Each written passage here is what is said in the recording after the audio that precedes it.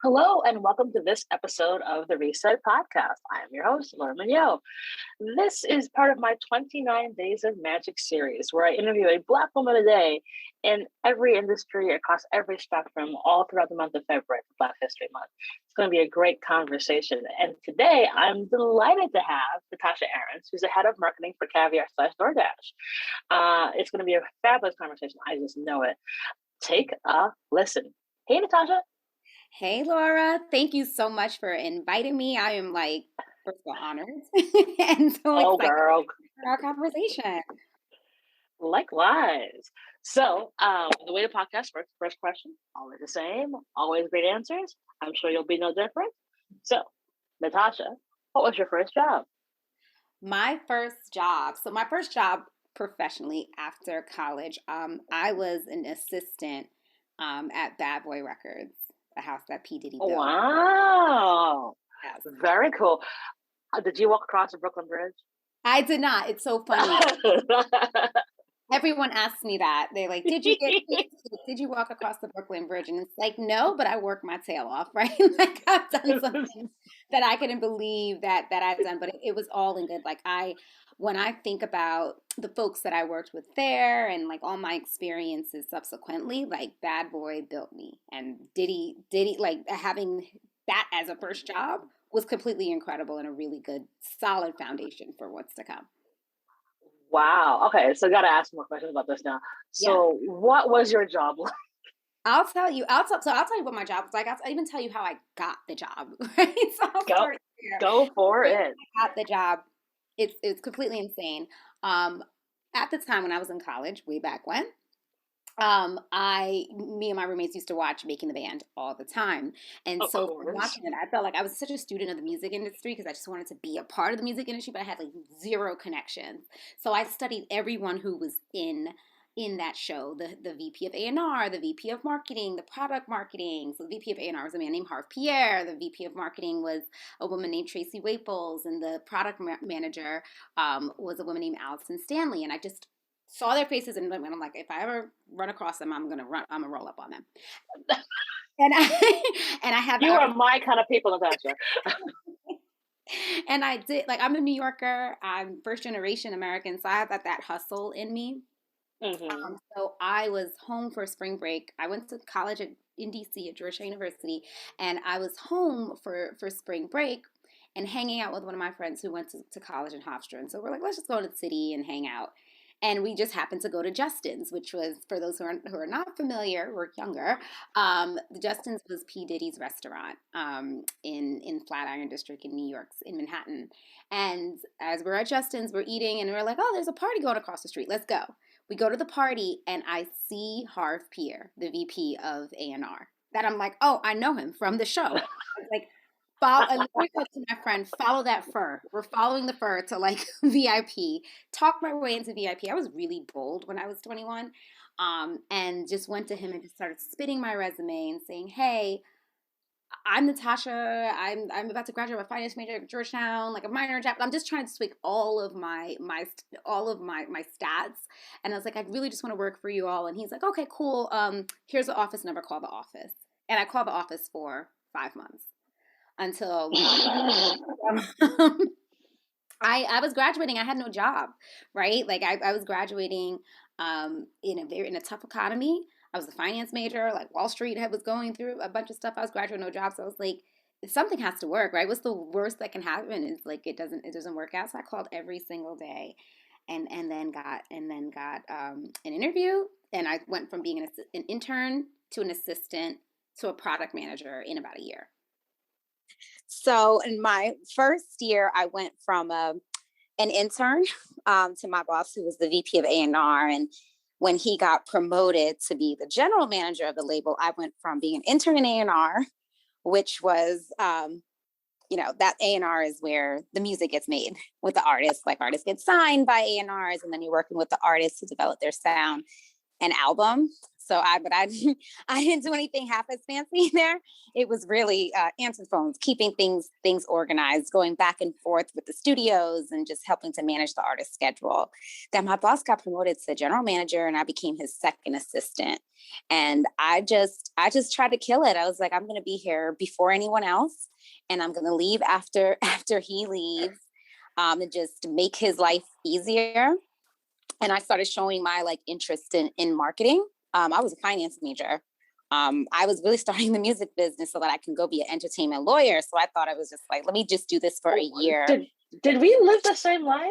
Because that was my whole initiative. We have to talk about that. That was my original plan. Like, I was gonna be an entertainment lawyer. I was gonna move out to Hollywood, and it was just gonna be a thing that I did. And that was it, right? So that was it. And at some point, I would be writing scripts and stuff. But I figured, go to law school, work somewhere for 1,000 hours for a couple of years, then get the entertainment law banner, and then keep it moving. But yeah, so yeah, that's hilarious. We definitely have the same mind. I have Caribbean parents, and so I was like, if I want to do this entertainment thing, I have to go do something that's acceptable, like being a lawyer. So no, and then I was applying to law school, and I was like, I don't think I want to do this. And I was actually working. My boss knew that I wanted to be an entertainment lawyer, and so he would give me exposure to his own lawyers and some of the attorneys that we worked with, and the folks that I would talk to. I remember there was one woman who was a junior attorney at this agency I'm not going to name it because it's still a huge entertainment law firm. And she's like, are you sure you want to do this? You really don't want to do this. This is not glamorous. You see what I'm doing right now with the papers. And I was like, ooh, so you're not even close to the creative. And she's like, absolutely not. But shout out to all the entertainment lawyers who found a way to do both. I've known some amazing, particularly Black entertainment lawyers who kill it, who are great lawyers, but also found a way to get closer to the art side of the business. Right. Wow. Okay. So, all right. So you're a bad boy. You've got these 3 promotions, and now you're the marketing director for Caviar DoorDash. Mm-hmm. What was the rest of the journey like? Yeah, it's actually an interesting journey. I stayed in music for about 6 years. I left Bad Boy. I did a quick little stint in news at MSNBC, and then went back to music, working at Jive Records. An old boss of mine, who I worked with at Bad Boy, brought me over to be a manager of video promotions. And so this is at the time where tech was just starting to disrupt the entertainment industry, but it was still illegal. So there was YouTube, and there were videos artists would put the consumers would find a way to put artist videos on YouTube, but we still were really the music industry still had not really embraced tech. They kind of shunned it because it started unbundling the albums. This is when iTunes started selling 99-cent singles, if you remember that. Mm-hmm. And the industry was the paradigm of the music industry had totally shifted because of because of technology, and disrupted the bottom line, crushed the bottom line of the music industry, whose bread and butter had been manufacturing and selling CDs and albums. And so once you unbundle the album, you can't sell a CD for $13.99 to $19.99, right? You're now racing to the bottom and selling a 99-cent ringtone or 99-cent single. And so as a result of that, I got laid off. It was 2009. It's right after, it was the same week I had just came back from Obama's inauguration in DC. So I was in a real high. And then a couple of days later, got laid off. So in the span of a week was from the highs to the highs, celebrating the first Black president, to getting laid off and not knowing what I was going to do for the next phase of my career and how I was going to survive. And during that time, it was a recession, so I couldn't find another job very easily. So I had a really, that I would say that was my valley moment. But in my valley, it helped me figure out the next steps of my career. And so during that time, even before that time, I knew that I wanted to go get an MBA because I was a finance major, and I was like, you know, when I look at what I was doing in music, it felt a little bit more like it wasn't really strategic. It was more tactical, really finger on the pulse of culture for sure. But I wasn't sure that I knew how to actually build a brand and build a business. And I wanted to go to get my MBA to be able to do that. And so it wasn't a better time to do it. Like, when was it a better time to do it? I wasn't working, right, and hiding out in the recession. And I did just that. And I went to Northwestern, Kellogg School of Management, to get my MBA in marketing and media management, because I wanted to take back those skills and be able to transition like all the stuff that I was doing in music. And now, you know, either like take the strategy and the strategic foundation and that toolkit and bring it back to music, or transition into tech, which I knew was the future of entertainment. So did that. While I was in business school, I interned at Apple, at iTunes specifically. And that was, to me, was like a culmination of everything that I had done and then everything that I was going to do after. So after business school, I didn't go back to Apple. I went to Verizon because I wanted to get big brand experience, like big marketing brand experience. And understand mobile space, because mobile was fueling all of this consumption of entertainment and content. So I did a marketing rotational program there at Verizon. Was there for about 2-ish years, and then YouTube called. And the recruiter from Google reached out. I remember it was a low day. I was having a crap day at work, and I was like, oh, I don't really want to be here. This is not really my passion. I need somewhere else. And I think that's the power of like God, because right on time, because I got an email from a recruiter like, hey, we have your resume and you seem like you'd be a really good fit for this role at YouTube. And so that's how I got into tech, really, from dipping my toe in my internship at Apple, starting moving towards it a little bit more in telco, but diving straight in when I got a job at YouTube. Under Google umbrella. And at YouTube, I was leading music industry marketing. So at the time, the industry had a very tenuous relationship with technology. And my role was figuring out, like, how do we, one, market YouTube as a platform that's a partner to the music industry, and then also create these programs and campaigns that are really going to be helping artists build their careers on their own terms. I loved that job. That was again another dream job. That was again a culmination of everything that I had done in my career. So I spent 6 years at Google. First 3 years at YouTube. Yeah, first 3 years at YouTube doing music industry marketing, brand partnerships, brand experiences. I did the first, I started our like Latin music focus at YouTube, just understanding, like just looking at the data and seeing how like Latin music was exploding in consumption around the world. And I did our first ever like activation at the Latin Grammys, and started working with some artists who were on the come up back then, but now are the biggest artists in the world, like Bad Bunny and Karol G. I had Bad Bunny perform at our one of our Latin Grammy shows, and then now to see him where he's at now is like that's the thing that I used to love to do, is be able to investing in artists early on, and seeing them just take off and providing them that platform. So I did that for about 3 years, and then spent the last almost 3 years at on the Google mobile hardware side. I first led influencer and experiential marketing for Google Pixel. So building out our like influencer marketing was the hottest like pillar in marketing the last couple of years. It was what social media was about 10 years ago. So being able to build influencer marketing capabilities in its nascency was fantastic. And then I went from that role into leading multicultural marketing for the Google mobile hardware team across Nest and Pixel. So while I was there, I launched our first Spanish language commercial on Pixel and our first Spanish language commercial on Google Nest. And my role there was to really ensure that the work that we did reflected our audiences, the diversity of our audiences, and also like what's to come. If you think about like the US demographics are changing, whether people like it or not, right? So if you are a brand and you are not translating your work in Spanish, and you're not even just in Spanish, but you're not like if your work is not resonating with Latinx consumers or Black consumers, you are going to fail to be relevant. And so that was my role, is that was my role, is bringing a level of like cultural insights and relevancy to our work. And then got this opportunity to come over to Caviar. Caviar is a premium food delivery app under the DoorDash umbrella. It was acquired by DoorDash in 2019.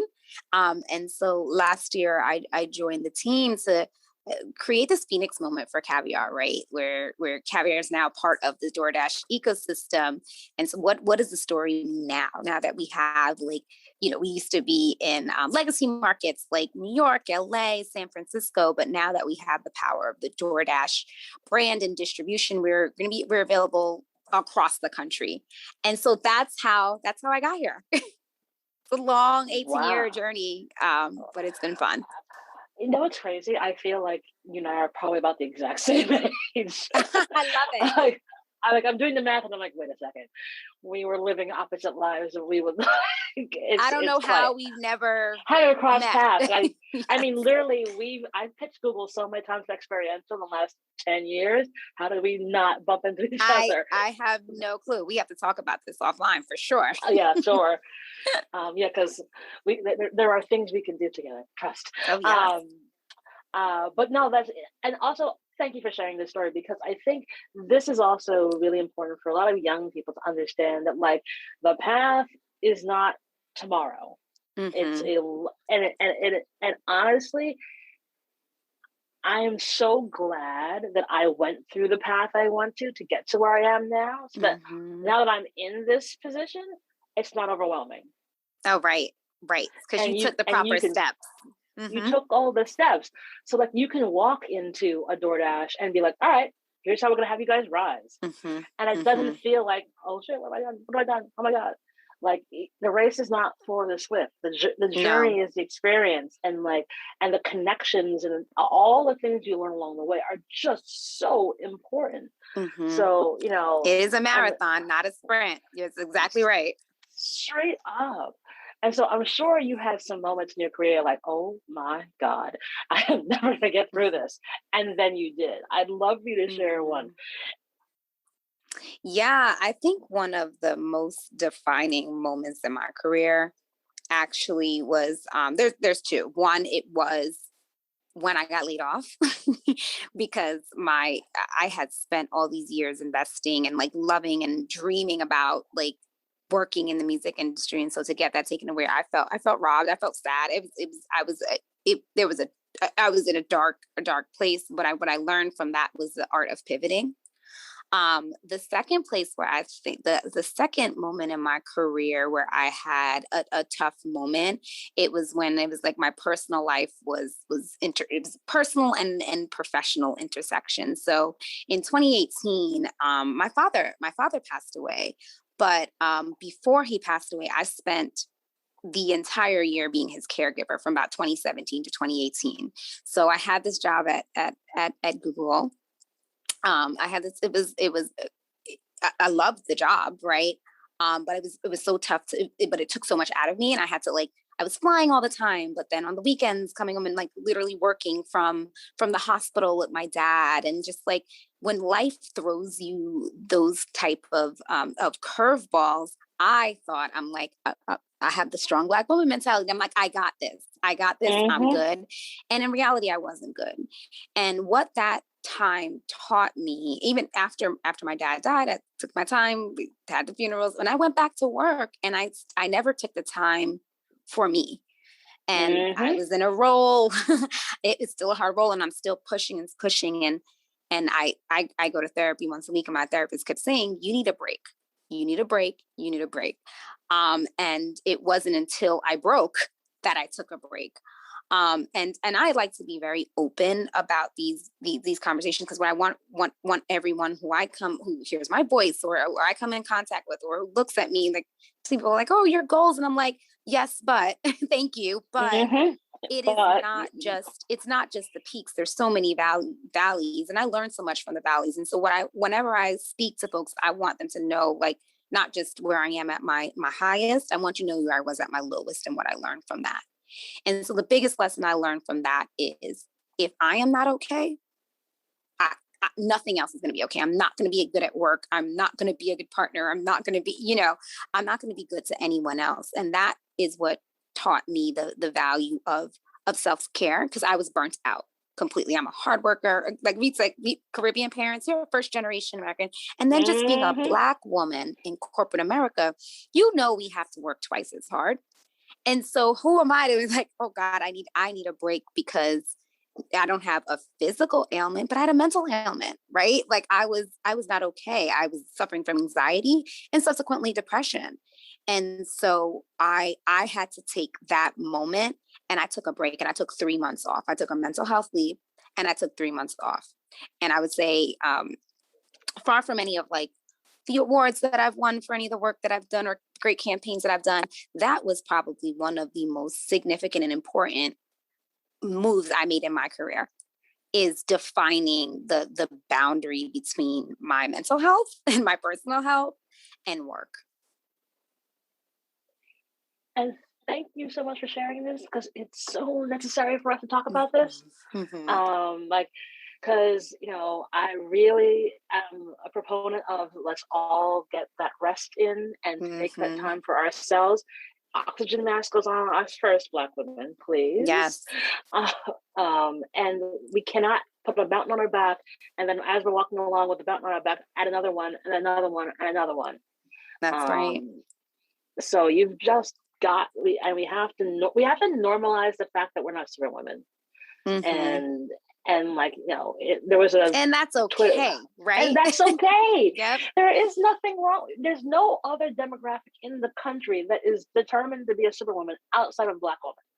And that's so right. Why is it like I resigned from superwoman side of the universe? It's like I will be over here doing what I need to do, but I'm going to then rest. Yep. I'm not going to burn myself into the ground to make other people happy or make people think that I'm working twice as hard to get half as much. Not doing that. Yeah. Why? For what? And I started seeing it. I was like, I'm doing all this and I'm not getting promoted. So what is at some point it becomes diminishing returns when you're doing all this work. And they're like, okay, well then, so next time you're going to get promoted. And there's always a bar. There's always the bar is always being constantly, the goalpost is always being moved for us, right? So it's like, at some point you need to understand what works for you, and to stop giving so much, because people you can't squeeze water from a rock. And then trust me, people will try. They will try. And it's just, so yeah, I'm big on boundaries now. Big, huge. Yeah. It's because it's necessary. It just is necessary. And I think sometimes when they see us all out there doing our thing, they're like, oh, y'all, you can just do anything. Yeah, no, it's because I've decided I'm choosing me. And that means I will rest when I need to, and I will not move heaven and earth. So sorry. Find somebody else to do that for you. That's right. And then speaking of that, so because of course we've got boundaries and need to rest, what do you do for your self-care? Oh yes. So I love self-care. So I have therapy sessions once a week, every Friday. No matter what I'm doing, where I am, I have therapy. And I want us as Black women to normalize going to therapy. Amen. It is a blessing. And finding the right therapist will literally change your life, I believe. So that's one thing. The other thing that I do is I veg out. I'm still such a busybody, but there are days, there are Saturdays where I wake up really early in the morning, but sometimes I just sit there and I will lay and I will watch every piece of Netflix, Hulu. We watch, my fiance and I, he's going to be mad that I'm putting it out there, but we watch all the trashy dating shows. So we watch As You Should. Beyonce, we watch Married at First Sight. Oh Lord.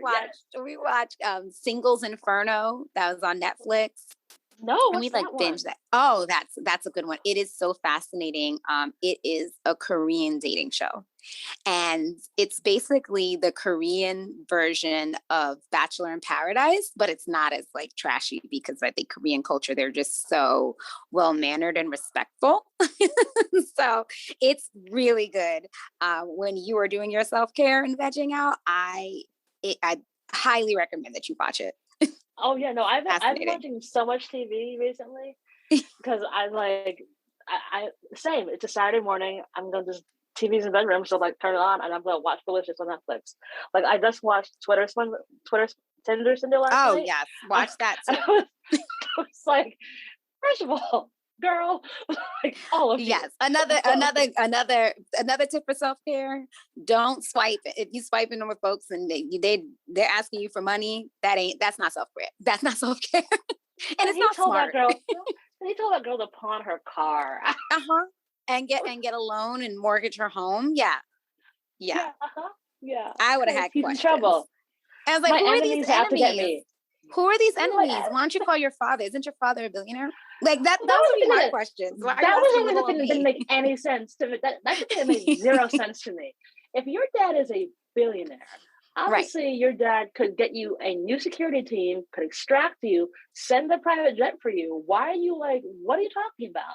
Yeah. Or like, I mean, we've all watched enough TV to know burner phone. So why is your burner phone to your father to be like, Dad, something's up? Like, Yeah, that's right. yeah. And who are these enemies? And what do I have to do with these enemies? And then my conclusion was like, you sound dangerous. I don't think this works for me. Exactly. The minute you saw a photo of the guy getting beat up, why didn't you be like, yo, okay, you know what? Tapping out. Sorry. Not for Like, me. not trying to get killed. That story is crazy. And the fact that he is walking around Around. free today. My fiance actually, he's a sleuth. He went on to his IG and saw that he was in Nigeria. So I was like, oh, he must be going to Nigeria to do teach scamming classes. It's been fascinating. Oh my! I'm just surprised someone hasn't put a hit out of him because the amount of people he has ripped off, like, sir.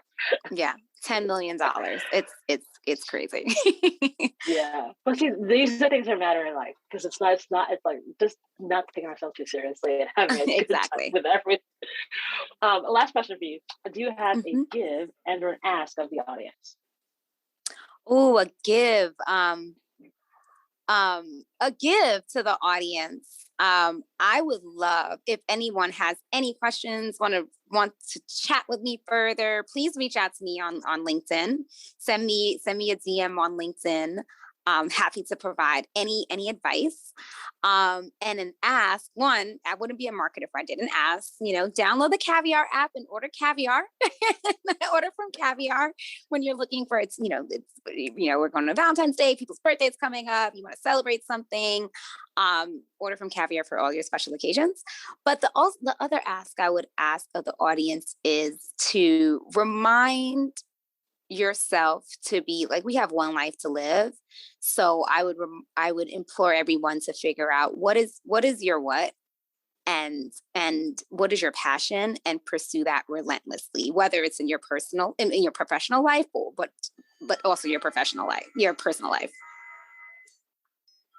Awesome. Those are fantastic asks. I love it. Well, Natasha, you have just been such an array of delightful sunshine. We'll put all the details in the show notes for folks to connect with you and to download the Caviar app because I love it, especially when you want some like really bougie, fabulous restaurant. It's on Caviar. So definitely download that today. And that is our show. Well, thank you, Laura.